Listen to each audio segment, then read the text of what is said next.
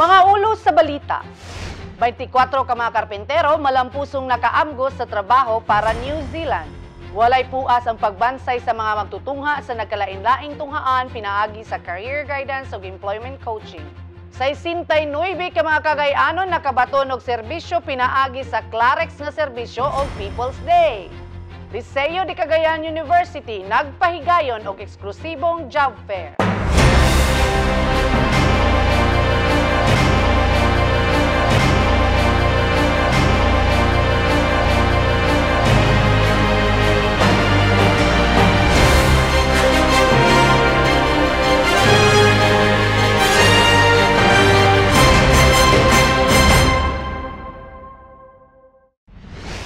Maayong adlaw Cagayan de Oro, maayong adlaw City Hall. Mao kini ang kalihukan kalampusan sa peso bulan sa Abril 2023. Human niagi sa initial interview, final interview ug trade test, 25 ka mga karpentero gikan sa dakbayan sa Cagayan ang malampusong naamgo ang trabaho sa nasod sa New Zealand. Ania si Renalo Mapet daling para sa mga detalye.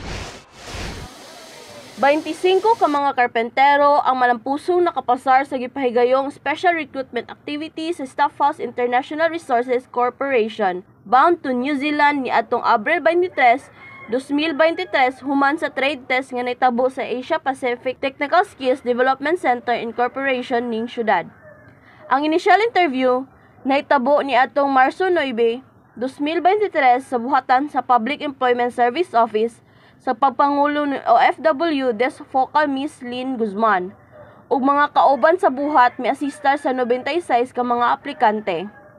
Human sa initial interview, may pilawom ang mga kandidata sa selection o final interview sa mismong employer ni atong Abril 22, 2023 sa Mulberry Suites. Kundiin 34 ang nag-qualify para sa maong trade test. Ang trade test mao ang pagsusi o pagsaksi sa kanas sa usa ka aplikante sa natad sa pagpanganterpero. Kini pamatod lamang nga ang kanas ug talento sa Pinoy dili lamang taman sa lokal, kundi pang international. Ako si Renalo Mapet daling ang inyong kapeso. Napulo katunghaan og 3,311 ka mga magtutungha ang nakabaton sa libreng pagbansay pinaagi sa career guidance ug employment coaching. Ania si Chris Jake Binondo para sa balita. Mikabad sa 1,480 ka mga estudyante ang nahatagan sa libreng pagbansay pinaagi sa Career Guidance Program. Samtang 988 kung 988 usap ang nahatagan sa employment coach. Ug adunay 843 kung 843 ang nahatagan sa higayon nga mosalmot sa Labor Education for Graduating Students. Kini adunay kinatibok ang total nga 3,311 ka mga matutungha sulod sa napulo katunghaan sa dakbayan sa Cagayan de Oro. Kini nga mga programa sa buhatan hugot nga gipatuman ni Peso Manager Kathleen Kate D. Sorilla. Pinaagi sa mga assigned focal person ang pagpanguna ni Career Guidance Focal Maria Carlota G. Cabading. Inubanan usab ni Miss Nadine A. Interina ug Mr. Sendo E. Israel. Tumong niining maong mga programa nga mahatagan og giya, idea ug dugang kahibalo ang magtutungha alang sa eksaktong pagpili sa ilang career nga haom sa ilang mga kahanas, abilidad ug talento. Mga batakang giya ug mga etika sa pagpanarbaho. Kini nga mga programa dili lang gidisenyo alang sa pagpublikong tulunghaan kundi lakip na usab sa mga pribadong tulunghaan dinhi sa syudad sa Cagayan de Oro. Mapasalamaton ang buhatan sa Public Employment Service Office tungod kay dili kini posibleng magbalampuson kung dili ipanaagi sa aktibong pagkatimbayayong o kooperasyon sa mga nagkalain-laing tulunghaan nga mao ang Balubal National High School, Liceo de Cagayan University High School, Mambuaya National High School, San Simon National High School, Bugo National High School, Dansolehon National High School, CDO National High School, Junior High School, CDO National High School, Senior High School, Puntod National High School ug Liceo de Cagayan University. Malipayon og malaumon usab ang buhatan sa peso nga daghan pa mga tulunghaan ug magtutungha ag mahatagan ta samang kahiguyanan ug oportunidad. Patabangan og magiyahan nga maandam sila alang unya sa maayo ug hayag nga kaugma. Kini si Chris Jake Binondo ang inyong kapeso. Update mga kapeso! Mikabat na sa 69 ang total nga nagserbisyuhan sa buhatan sa peso atol sa gipahigayong Clarex nga serbisyo sa baryo matag Sabado ug People's Day matag Miyerkules. Ang peso nagatanyag og mga serbisyo susama sa orientation unsa ang peso, mga lista sa job vacancies both local ug overseas for referral, mamahimong mangutana unsaon pag-avail sa mga benepisyo sa First Time Job Seekers Act, Job Start and Jobs Next Orientation, consultation on tupad program under DOLE Integrated Livelihood and Emergency Employment Program, KUNDILIP, o consultation on how to avail of the livelihood programs. Mga kapeso, ang Clarex nga serbisyo sa baryo kanunay ang pag-arangkada sa kabarangayan sa Dakbayan matag Sabado ug ang People's Day matag Miyerkules sa City Hall Quadrangle. Kauban ng buhatan sa Public Employment Service Office ug Doletan Cagayan de Oro Field Office, ang Liceo de Cagayan University Alumni Affairs and Association nagpahigayon og eksklusibong job fair sa University Civic Center niadtong Abril 26 ning tuiga. Ania si Mariel Ann de la Cruz para sa balita.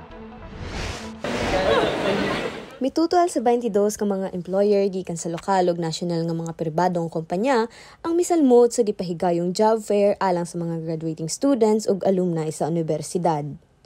Mikabat sa di moubos sa 9 ka gatos ug 13 ka mga bakanting trabaho ang giandam alang sa mga kabatan-unan nga buot mosalmot sa kalihukan. Kani nga mga trabaho dili lamang makahatag kanila og makahuluganong pangpangempleyo.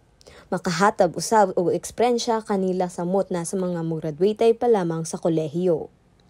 Mitala sa 309 ang nasayrang ihap sa mga aplikante diin unom ang hard on the spot. Daghan kayo ang mga companies dinhi and mas daler sila maduulan. Daler sa ng interview, very smooth sailing lang. Actually, nalipay ko kay at least pag human ako graduate na nanay job nga nagulat sa ako. Lipay jud kay ko. So, thank you. This is a job fair solely for the graduates of Liceo, and even though perhaps those graduates outside, and for those graduating for this school year, 2022 to 2023. They are the non-allied health sciences students. We have 300 plus applicants for today. We would also want to thank the Guidance and Counseling Center of Liceo. Would like to thank the partnership with PESO, with DOLE, and also our Alumni Affairs and Alumni Association for this warm support that you have for us. Prior sa maong job fair, una nang mipailalo ng mga magtutungha sa Labor of Education for Graduating Students, kunleg ni atong Abril 14, 2023 sa pagpanguna ni PESO Manager Kathleen Kate Dailo Sorilla. Ang LEGS usa ka programa nga gidisenyo alang sa pag-andam sa mga estudyante sa pagsulod sa natad sa pagpanarbaho, gikan sa pag-andam sa resume hantod sa haom nga mga pananina ug uban pa. Ang kalampusan sa maong kalihukan nahimong posible sa pagpangulo ni Job Fair Focal Miss Honey Michelle Assis, kauban si Vacancy Posting Focal Miss Romelu Pelisilda, ug Local Recruitment Activity Focal Miss Nadine Enterina, Romel Edadis, ug tulo ka government internship programs. Anaasad ang presensya sa Department of Labor and Employment nga gipangunahan ni DOLE CDO Field Office Chief Emmanuel Toledo nga nihatag og pagdasig sa mga tinun-an pinaagi sa pag-aghat nga mga ndama mga matag-usa bisan pa man haduol na silang makalampos sa kolehiyo. Ako si Mariel de la Cruz, ang inyong kapeso. Maukadto ang mga nagmalampuson nga mga kalihukan sa Public Employment Service Office bulan sa Abril. Mga kapeso, alang sa dugang impormasyon, like, follow ug share sa amuang official Facebook page o mamahimo kamong mobisita sa among buhatan sa may 2nd floor South Wing New Executive Building sa City Hall. Kini na lamang si Kathleen Kate Dailo Sorilla, ang inyong ubos nga alagad nga nagpahinumdom sa pagpangita og disenteng trabaho ug pag-uswag kauban taoy. Maayong adlaw, dalaygon ng Diyos.